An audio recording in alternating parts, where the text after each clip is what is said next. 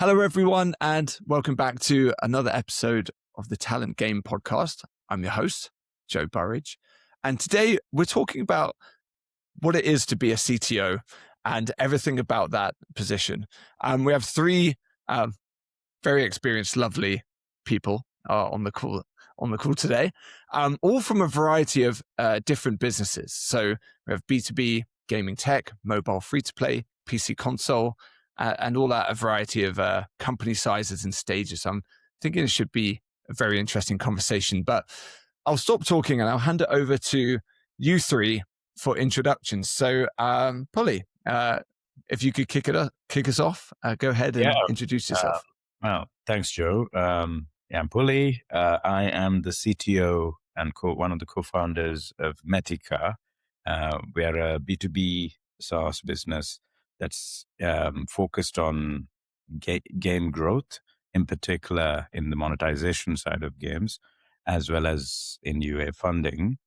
I have a technical background, obviously, in academia in the past, and mainly in sort of distributed systems and machine learning. And in the last maybe 16 years or so, I have been in startups, mainly in B2B startups. That's the space which I do understand. And this is my third startup together with my co-founder. Awesome. Thank you. Terence, you next. Thanks, Joe. I'm Terence. I'm CTO and co-founder of Tanglewood Games. We are a service provider where we provide external development services to the games industry, mostly around core tech. So we do a lot of tech art, performance optimization work, but we work a lot in the console space as well. My background, I've been in the industry for around 20 years now. Spent 6 years of that time at Epic pretty early on. Ever since then, just continued to work in the Unreal Engine space, pretty much in games. So spent a bit of time working Lawbreakers, Conan Exiles, Sea of Thieves, and then spent 6 years on Hogwarts Legacy, where I was a tech lead on that. And then in between my time at Hogwarts Legacy, I joined my co-founder, Chris. We set up Tanglewood Games and then started providing co-development services to the industry. Brilliant. And last by no means least, Mark, over to you. Cheers, Joe. So I'm a CTO at Avid Games. I've been there for about 18 months, year and a half. It's a TCG mobile games company. Before that, I was a founder of Neon Play, co-founder of Neon Play back in 2010. So that's basically the start of my mobile career. And before that, I was in console and PC. But CTO at Avid currently. Brilliant. Thank you. And for anyone who's actually listened to at least one other episode of this podcast before, they'll know that I always start off with the same question. So I'd love to know what you're all playing right now. If anyone would like to jump in first on that. Yeah, I can. So I am blessed with a wife that's also a gamer. So we like to play games that we can play together. So at the moment we're playing Dune Awakening. It's a bit of a buggy game sometimes, but it's a good fun game. It's a MMO, so we can jump in there, play together, catch up with some other people inside that game. And it's the sort of game I generally like. I've always been into MMOs, but this is just the latest incarnation. Plus, it's the Dune franchise, which is fantastic. Yeah, and I absolutely love it when on my YouTube shorts, clips of people getting eaten by giant worms come up. That's I've been eaten before. yeah, that's great. Nice. Terence, how about you? Anything you're particularly playing at the moment? Yeah, in a similar vein, actually. My partner, she doesn't play many games, but my daughters, I've got a 5-year-old and a 3-year-old. So I'm starting to get those into games as we go. So we've been playing a lot of Mario Kart, a lot of Mario Odyssey, kind of going back to those kind of classic games. But on a personal side, I'm playing a bit of Forza Horizon, just kind of unwind after work a bit at the latest one. Looking forward to the next one, which would be good in Japan. And then I play a lot of JRPGs. So I've just finished a series of JRPGs, so I'm giving myself a bit of a break on those. But recently played Clair Obscur, which was excellent. Before that, Metaphor Refantasio, and then the Yakuza games, and all of those.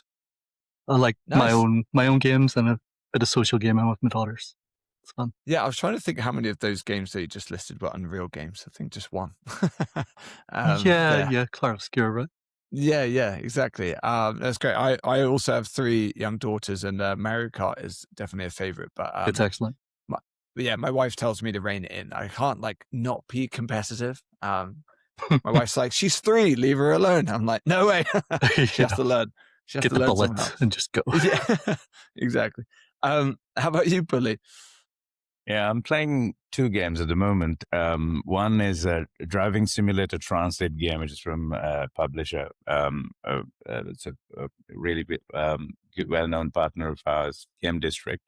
That's a really fun game. I'm slightly addicted to that right now. And also a game called Heroes versus Hordes, which is a mobile game from Swift games. And those 2 are what I play most. When I do get some time, which is very rarely, I tend to play StarCraft quite a bit. I wasted, I should say, a large chunk of my life um, playing a lot of Blizzard games in the past. And I still have some addiction to some of those. Yeah, I was thinking that those peak Blizzard games, as StarCraft, World of Warcraft, etc., they probably came out right as you're at university doing your PhD, right? Yep. Absolutely. That was what I was doing while I was pretending to do my PhD work. I love that.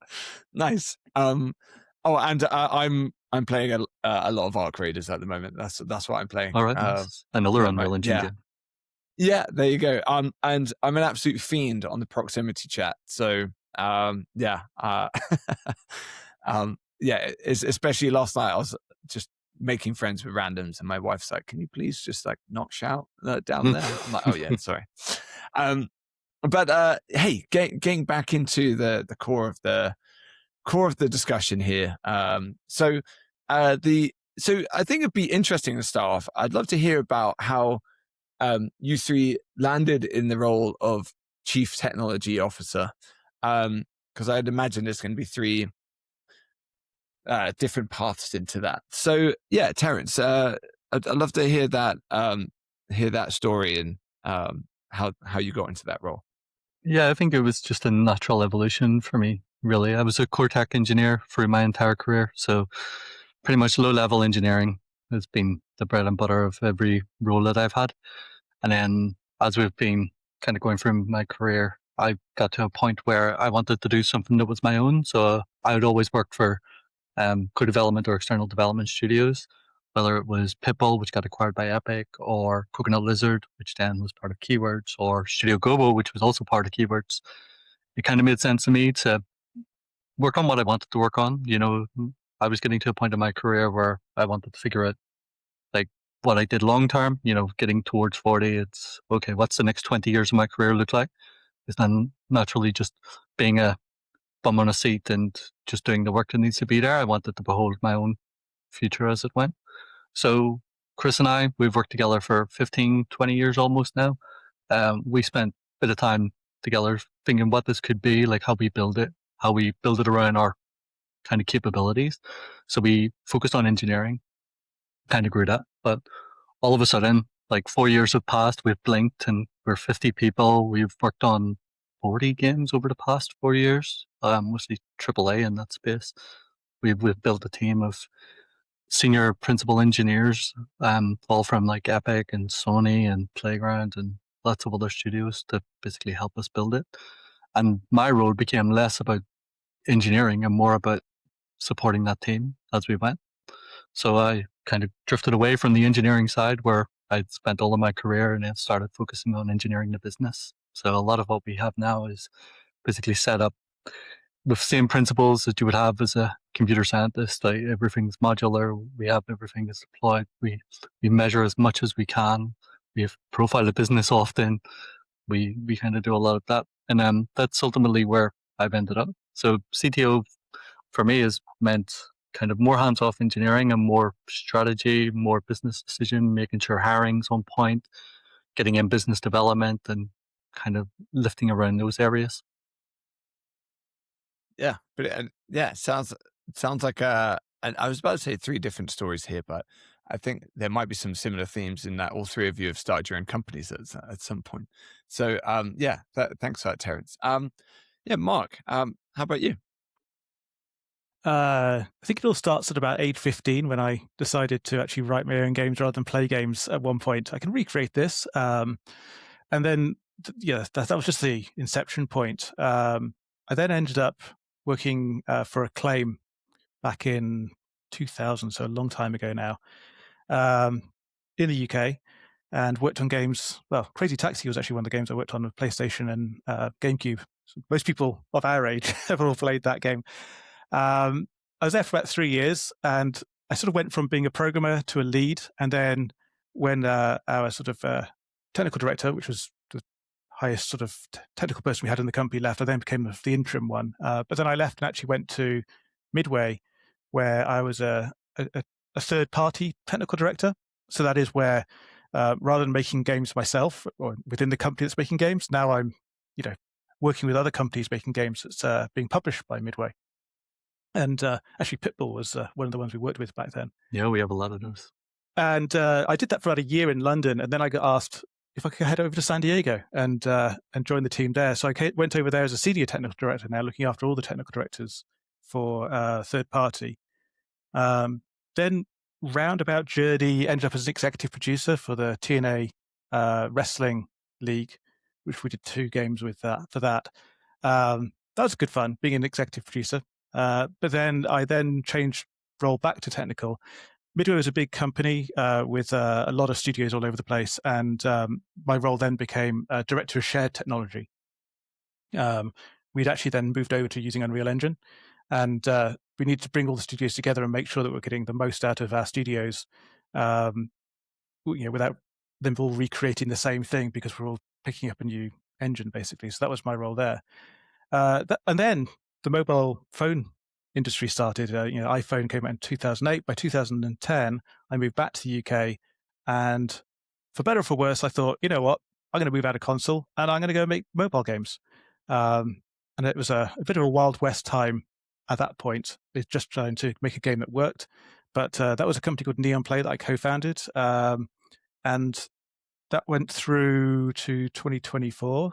So we kind of traveled a journey on that as the mobile industry grew up. You didn't even have free to play back in the day. It was like you bought a game for 59p or something, and that was that. All the way up to sort of being meticulous with analytics, UA, and all those sorts of things. And then left Neon Play and moved to Avid because I love TCGs. I wanted to make my own TCG. I made one TCG while I was at Neon Play, and I wanted to work for a company that was completely embracing trading card games. So that's how I ended up here. Fantastic, thanks. And we were just chatting earlier, Mark. I was saying I love playing Magic Gathering, Marvel Snap, see Cards Universe and everything as well. So that was thanks for that story. And Puli, just to close us out, like I think you've been CTO multiple times, right? So how did that happen? By accident is what it is. I didn't make the decision to be a CTO, but really when my co-founder and I decided to build a business together, I realized that my skill set is very much on the technical side and building a technical team, and far less so on the business development side, which my co-founder is 1,000 times better than myself.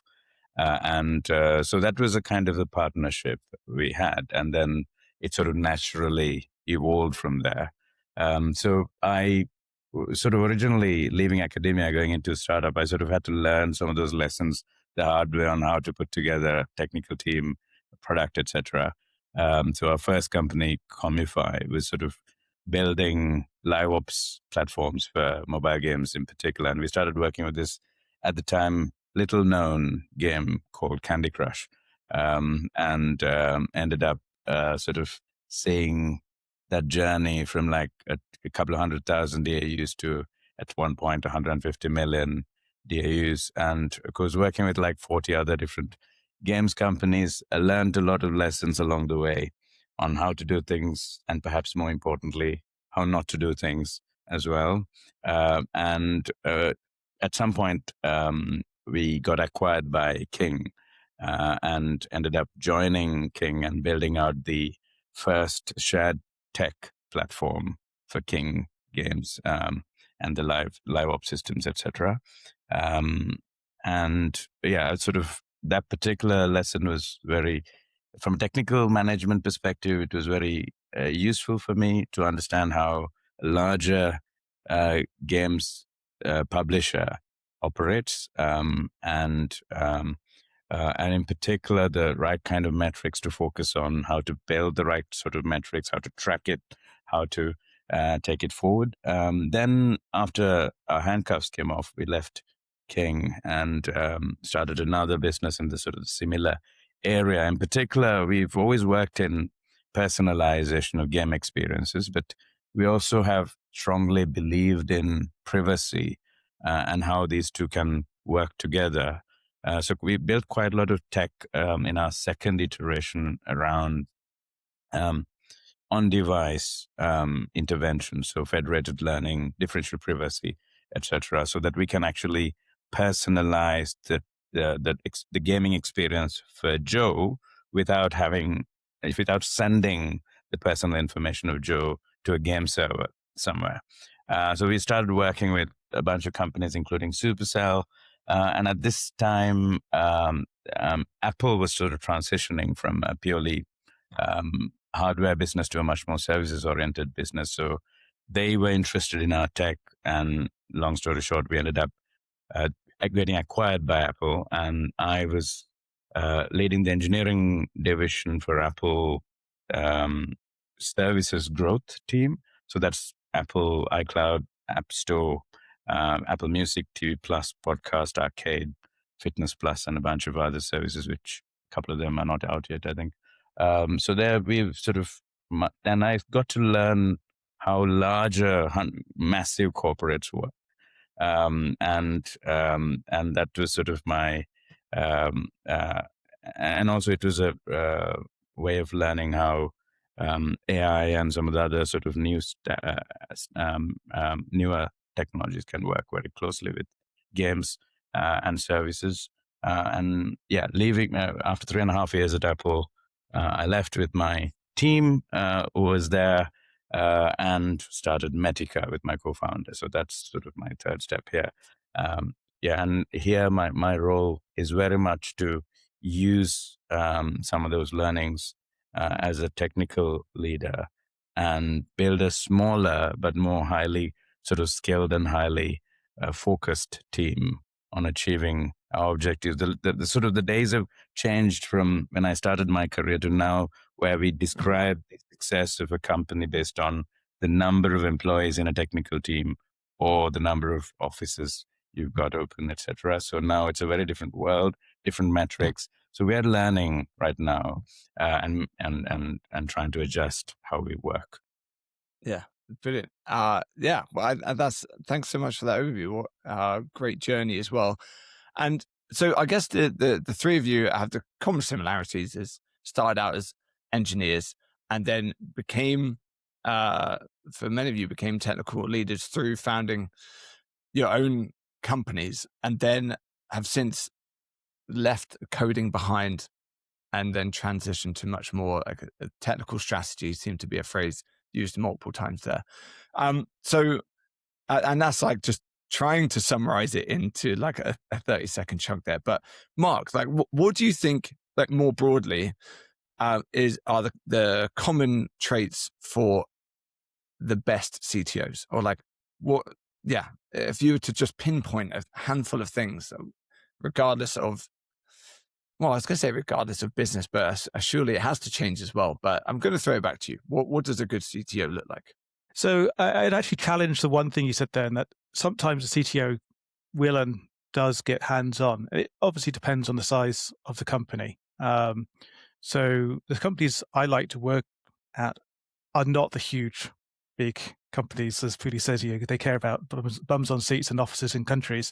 And if you're working for smaller companies, then it is a good practice sometimes just to jump in and work with the team on something.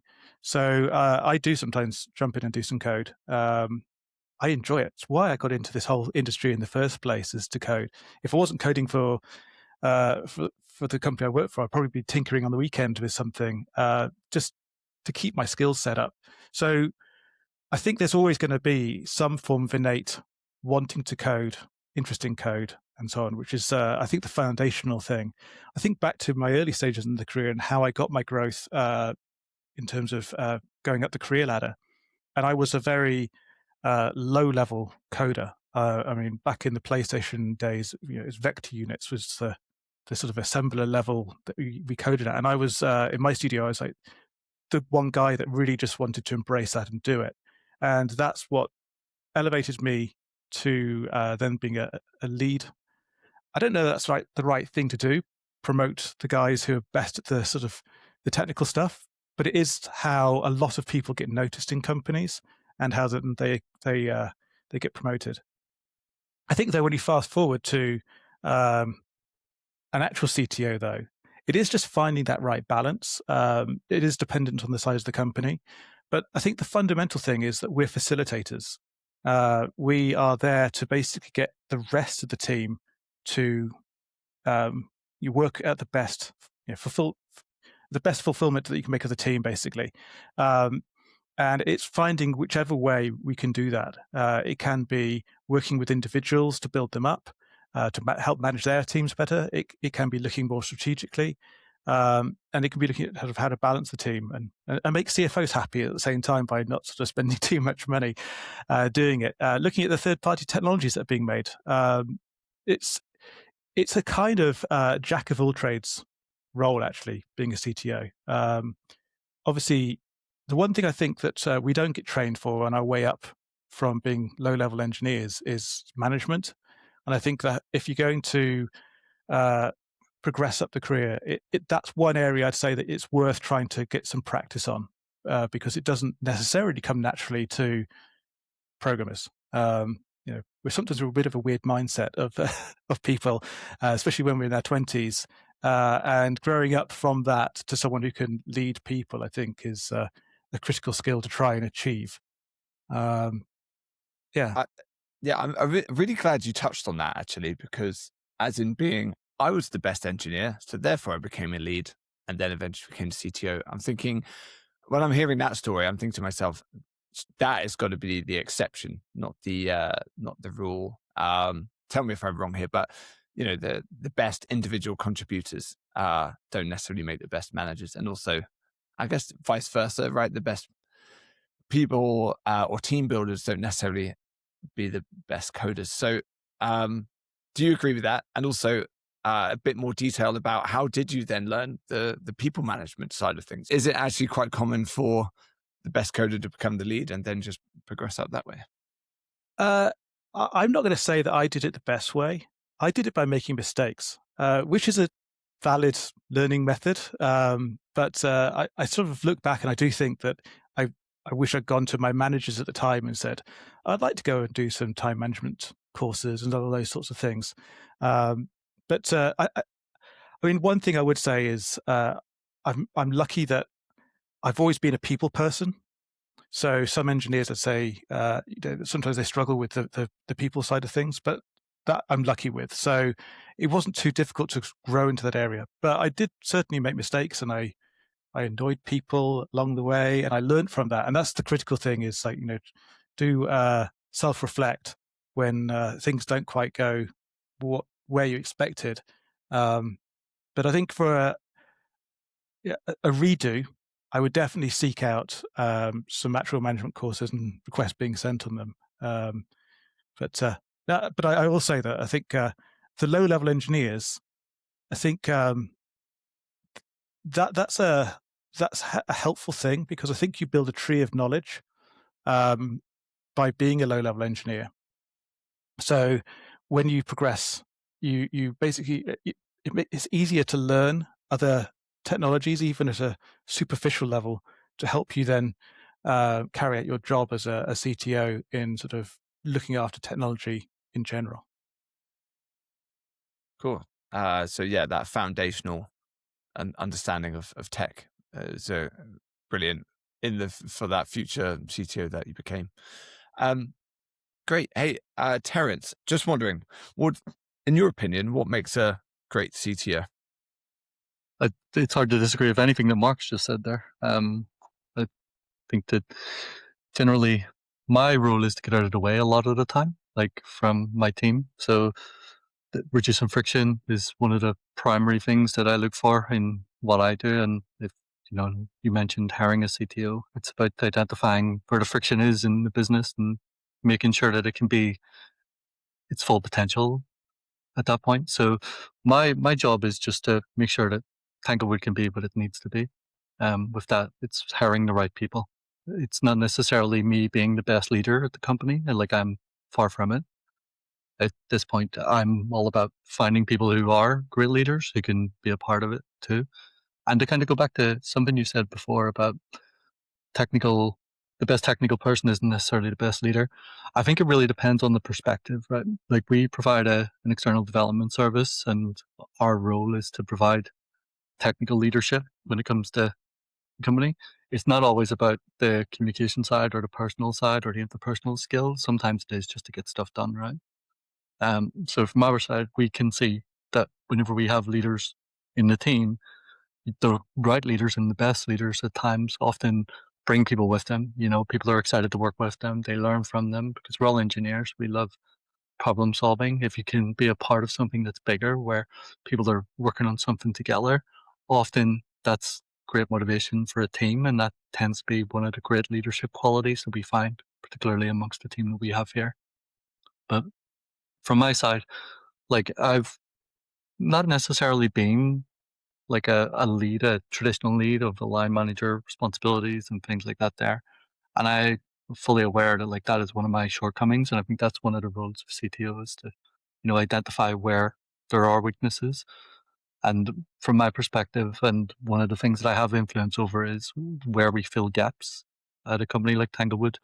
And with myself and Chris, we've built out the framework around ourselves with a good general manager, good ops, basically good production to support us as well. That tends to be the thing that we focus on. Like, as the CTO, we're all about making sure that people are in the right roles, people are doing what they need to be doing, that we are fully supported. And it's like Mark said about engineering. I think my most used tool is still VS Code. So I still put a lot of effort into making sure that I do program. I'm still up to date with technologies. I'm still part of conversations around what's happening with the technology so I can stay relevant, but also drive business and also support the team when I'm here. I find that just being available a lot of the time is a really good skill in itself. You have a certain amount of hours in a day, but allowing yourself some bandwidth to support the team is important because people will always have stuff going on, particularly across lots of different projects. And the primary goal for me is just to make sure that everyone has what they need, and I'm there. But something Puli mentioned earlier, which was basically hiring people better than yourself. So you mentioned your co-founder and things like that there. I think that's the core principle of, like, any director, not necessarily just CTO, right? Like, anyone that's in the director level of a business, you find people who are better at doing stuff than you are because, you can be great at one particular thing, but you'll have many points that are just average or okay. And if you find people that kind of complement those skills and are the best at those, that's one of the things that pushes it. So kind of away from a CTO and more of a director thing, that's one of the things I would look forward to.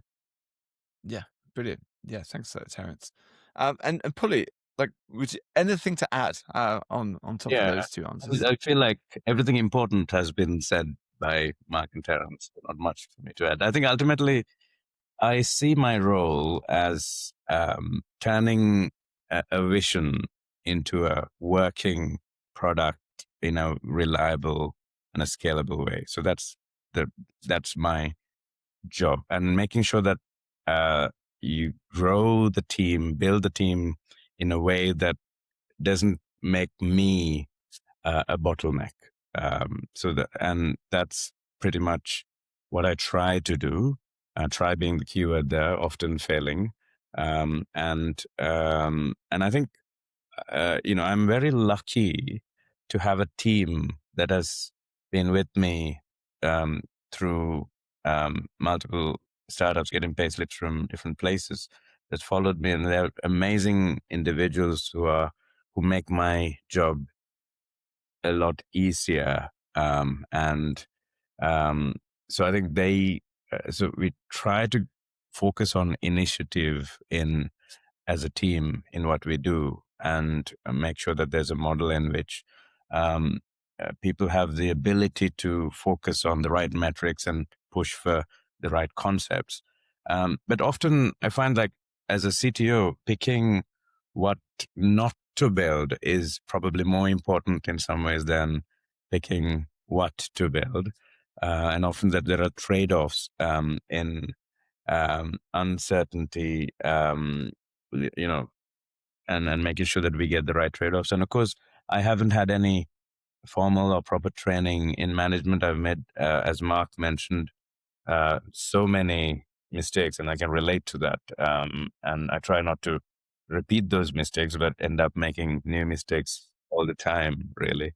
But really, like, hiring, coaching, setting a bar on how we work is part of my job, and providing a clarity, a very clear idea of what are we trying to achieve as a team, and that's how I see the role, really. Yeah, brilliant. And just to flip this, I guess, question on its head somewhat, but I guess all three of you are working in small, medium-sized businesses. So if someone asked you, someone came to you and said, okay, we're looking to hire a CTO for our small to medium-sized games business, what would be some of the red flags with that they could spot during the interview process? Like signs that you think, okay, maybe that person shouldn't be your CTO. Because you three have all talked about like your journeys in and what a great one looks like and the positive signs to look out for. But are there any red flags that come to mind, or aspects of a person or their skill set even that would make them perhaps not the best for that position? And Puli, we'll start with you. We'll go back the other way. So, I mean, absolutely. I think in hiring for technical leadership, or for any role for that matter, one of the key things for us, and I think for everybody, is value alignment, right? So I've made that mistake in the past, and try not to repeat that. Like, really make sure that we hire the people with the right kind of, before even getting into the technical skills, what is the value alignment for these people with the team? So, for example, humility is a very important characteristic that we look for. And curiosity is another, and there's a bunch of others. But how do we measure these? That's the key, right? How do we actually get this out in an interview? So, like, asking people to describe the kind of mistakes which they have done, not technical mistakes, but when it comes to working with people. And the way they answer those questions reveal a lot about people. And curiosity can be captured by what are they reading, what are they learning, what are they contributing in an open source project, etc. So, like, there are lots of things that we can test for and get an understanding of how the alignment of values are of an individual. And so he or she needs to sort of have that sort of qualities we look for, and then we look for the technical qualities. And like, often we come across people with incredibly impressive technical skill but does not share those values, and we have a hard line to say no to those people. And it's something that we've tried not to compromise under any circumstance. Nice, like that. Mark, would you add anything to that? I think Puli's absolutely right. It's, cultural fit. Before you hire anyone for any role, cultural fit is huge, and we always try to figure that side out before we get involved in like the technical, actual questioning, depending what role is. I think when it comes to hiring a CTO, though, I would probably start by laying out the company and the challenges we face, and then asking open questions and trying to get a feel for how they see themselves fitting into that problem space that I've just put out. Because it kind of goes back to what Terence was saying earlier. It's like, a CTO is there to grease the wheels and be the lubricant in the machine. And what you're really looking for here is with hiring for a CTO is not, are they going to get down there and write some really cool code? I mean, maybe for a micro company, that's fine. But really what you want to know is, can they identify from what you're describing the problems and then actually provide real ways that they can help at a senior level, not just automatically diving into, I'm going to be an engineer. But also making sure they're not sort of seeing themselves as too disconnected from it as well, and that they do align properly. So, yeah, as Puli said, it's open questions, very, very important. It's the reactions that you're looking for, and the way they talk about how they fit in. Yeah, because as you were both talking about that, and Terence, I definitely want to see if you've got anything to add. I was thinking about when, in the world of startups I'm dealing with, might have two very business focused founders, and they'll think, "Oh, right, we need a CTO next." And often I might say, "Actually, I think it would be fine with a founding engineer for now." And these sorts of discussions come up and be like, "Do you actually need a CTO like right now? And at what point do you need one?" I think tell me if, I guess any of you can tell me if I'm wrong, but the common theme with you three is that you've all been technical founders. So CTO may be the most obvious job title there. But, and again, the common thread with you three is that you then define the role as being a much more bigger picture of the entire business from a technical perspective rather than just coding. So that's the common discussion I'm having. It's like, you could founding engineer, CTO, what's the difference and when do you need one? But yeah, Terence, with that in mind, anything to look out for when hiring a CTO, or any perspective on like what stage of the business and timing of that is good? Yeah, I mean, take everything with a pinch of salt, right? Because I've never hired a CTO.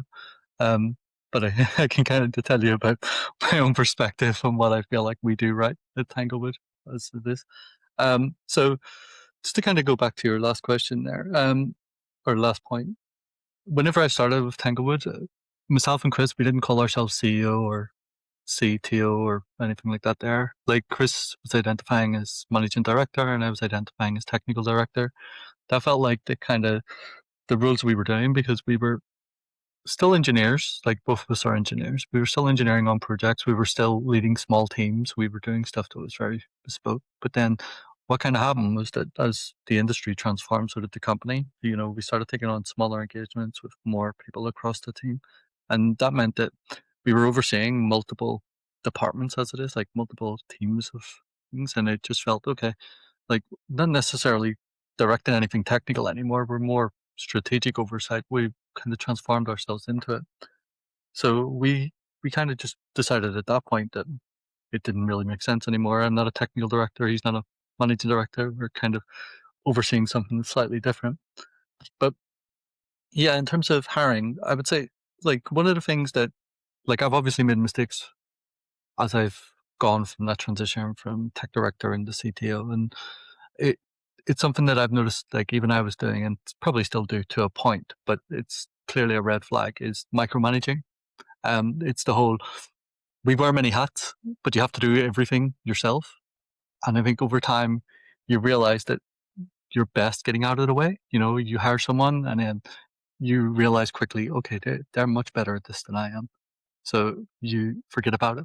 You kind of let them get on with it and you understand, okay, they're doing the job effectively. We can kind of move on. And I think that's been the one thing that I would say from my experience that's been quite clear to me as I've gone. So whenever I started, it was just, I felt that I had to have hands in everything. It was really good for me development wise because I got to understand the business at that intrinsic level. I got to understand lots of different things that people don't necessarily get to be a part of. But there becomes a point where you only have so much bandwidth in your time, your day, right? So the best thing for the company and the best thing for your team sometimes is to focus on stuff that's important rather than understanding everything.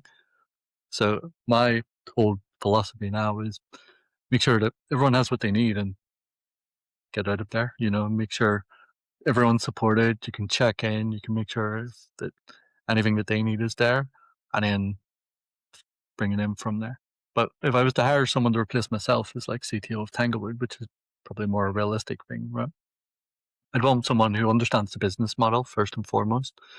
We do external development, understanding that versus, primary model of making games, understanding that side of things. We provide a service first and foremost. Like we are reliant on having client relationships. We're reliant on different parts of the industry that isn't necessarily the same for CTOs who develop their own products. So being able to establish what it is that makes a successful service studio is important. I think from myself and Chris, like our background working at Pitbull, even Epic, they provide a service at a time. And then Cooking a Lizard and Keywords, it's all been a part of our growth. Like all of this has shaped us to be who we are. So I would say if I was looking for someone to replace me in this way, I would look for how their career has shaped them into understanding different parts of the problem that is running a business, and then go with that. Yeah, brilliant. And yeah, definitely spotlighting the collaboration on the business side of things. Obviously, technical understanding and being able to craft a technical strategy and build a technical team was all part of CTO. But all three of you have definitely made the point that this is it's a business leadership position, and understanding the business and how technology comes into that is essential. I feel like we are coming up to the end of this episode. So just checking, is there any opinion on your role as CTO that you've wanted to say in this episode, but you haven't had a chance to say? It's okay if everything has been said, but I just wanted to check first. Maybe one thing I could add is that, as we all said, the job is very much, it's less about code, but about decisions, context, and people. But also, like, at least something that I'm learning, I should say, is that my calendar is in some ways the product. And if you get owned by noise, you're done. And sort of like, so having that focus and organizing it is super important. And yeah, I think being technical is perhaps isn't the hard part, but the hard part is sort of getting alignment without killing pace. So those are sort of things which I struggle with, actually. So is it possible to be an excellent CTO having not come from a technical background then? Or is that just a fundamental requirement of the role? And I ask that because, like I said, neither of the three of you are actually in the weeds of the code and the actual delivery of the tech day to day in your current roles. So in theory, could someone do your position without having come from engineering?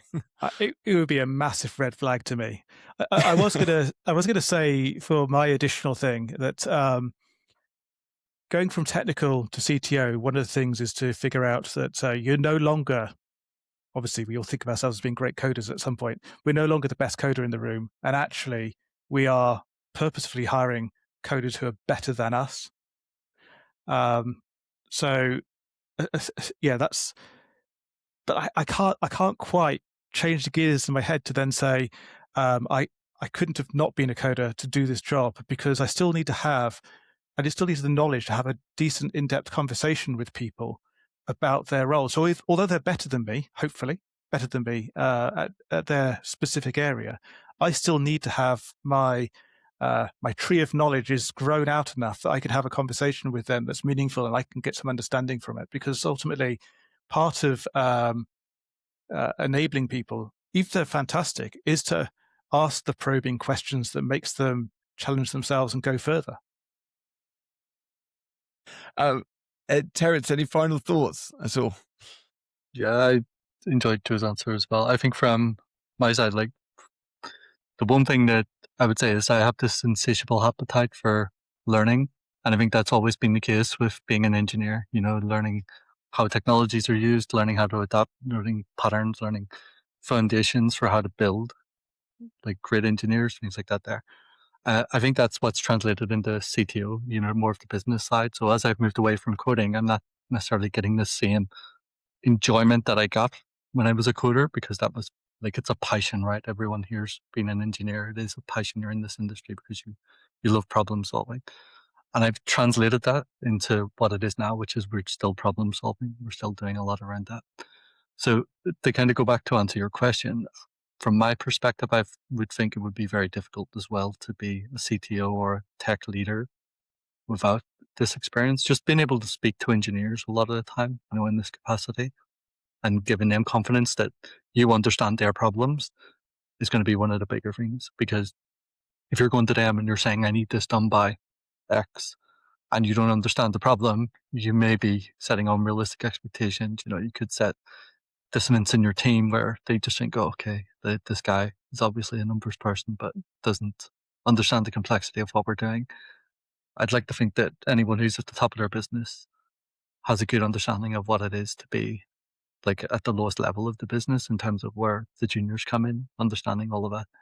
So if you come in and you've no technical aspect of it and you don't know what it means to be an engineer in this case, I would say it'd be incredibly difficult to be effective at the job. You could certainly learn over time, if you're good at that. But I'd say to come in and be effective immediately, it would be near impossible. Yeah, thanks all of you for those answers. My final question I ask at the end of every episode to everyone, considering that I always have my life in the lens of talent. And we've talked about hiring actually quite a bit, hiring technical teams and engineers and even hiring CTOs. So I'd love to know, like, what is your favorite interview question? Just the one from each of you, even if maybe you have one or not, but I'm still going to throw it out there anyway. Mark, do you have a favorite interview I do. question?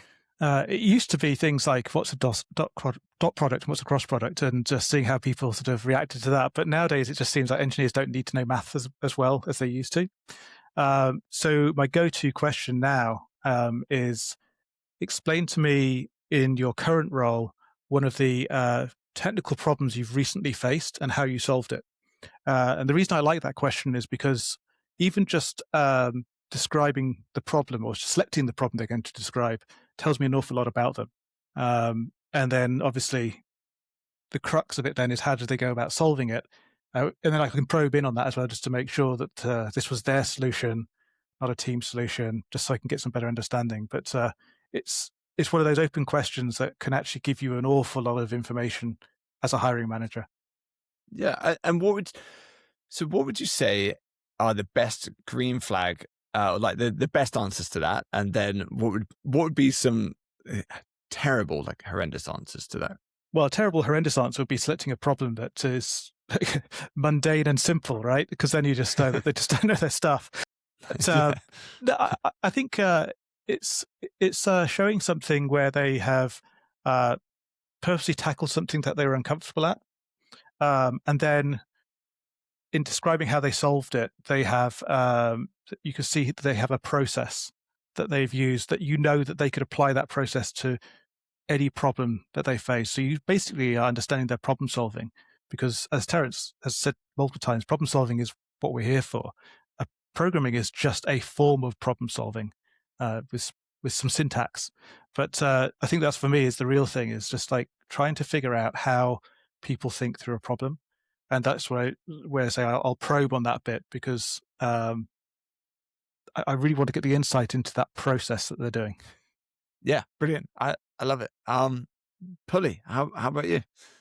Yeah, I'm trying to sort of think about what's my favorite question, but I like maybe the one which I ask them quite often is, at least on the technical side, is to sort of explain their wherever that particular individual is working on, to the extent that they can share the architecture, roughly speaking, of what are the components, what are the moving parts, and then ask what would you do differently, what would you change if you are to redo things now, knowing what you learned. I like the question mainly because it gives me an understanding of not just the understanding of the tech, but really the reasoning for what is it, why did they choose a certain component, certain technology, certain architectural style over another. And if they were to say the current architecture which I work is perfect and there's nothing I would change, that would be a massive red flag for me, because there's no such thing in my opinion. But if they can explain to me, I would probably use, given what I've learned now, given on the characteristics of the traffic volumes or latency characteristics or other aspects of, you decide this, I would use this technology versus this other. And these are the reasons why I would do it. I love an answer of that nature. Awesome. And Terence, to close us out on that one. That's a good question. I'm quite sad at Mark's answer of engineers don't necessarily need to know cross and dot products. It's kind of the same for me. I always enjoyed questions around bitwise operations and assembly, but alas, we don't ask those anymore. We ask more direct questions. But yeah, we obviously do multi-step interviews like a lot of you expect. So I don't necessarily do the technical side of things anymore. But one of the things I focus on my side is how people communicate effectively, because we are a client-facing business. So we look at generally how they bring stuff across. So one thing that we generally ask nowadays is if someone had to give a 5-minute presentation on anything at all, what would it be? And it gives you some insight into, what their priorities are, what they like. So it could be something about, Star Wars or whatever, and people will answer around, certain small aspects of it. You can see the passion side of things that kind of comes in. But my favorite answers, and the ones that I always steer like those Star Wars answers towards, is if it was technical, if it was about Unreal Engine, what would it be? Because we're looking at how they will communicate with a client, how they need to solve a particular problem. And with that, it just means that they go into a lot of depth, and you can see tech artists particularly, they absolutely love this stuff. They love talking about it. They love coming up with solutions as part of a team, collaborating, giving people options. They often pull open links where they talk about, how to get streaming to work more effectively, or the latest in PCG, or lots of other things. You can see how they think, and it really shows you how they would be a part of the company that we are. And that tends to give me a great indication of whether it's going to be a good hire or not. It's based on that answer. Brilliant. I think all of you have just had those are exceptional questions. To hit 3 out of 3 there is great. And I'm often teaching and coaching on like interviewing techniques and everything, but I love that all 3 of those are open questions. They also, the thing that I love the most about those questions is that they allow someone to really shine. Like if it's open enough to be like, okay, tell us about a problem, or communicate something you're passionate about, or like tell us about an architecture and how you'd fix it.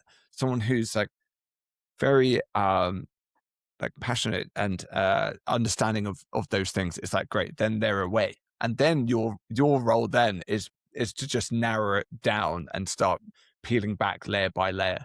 So just one question there can just open up like that box of inside their brain, their personality, their skills and experience. And that's what the best interview questions do. One question just to then unlock perhaps a 20-minute conversation. So yeah, thanks so much. Well, hey, we are at the end of this episode. So I just want to say, Puli, Mark, Terence, thanks so much for giving up your time talking through the life and times of a CTO. I really appreciate it. And hey, I'll speak to you all very soon. Thank you. Thanks a lot. Thank you.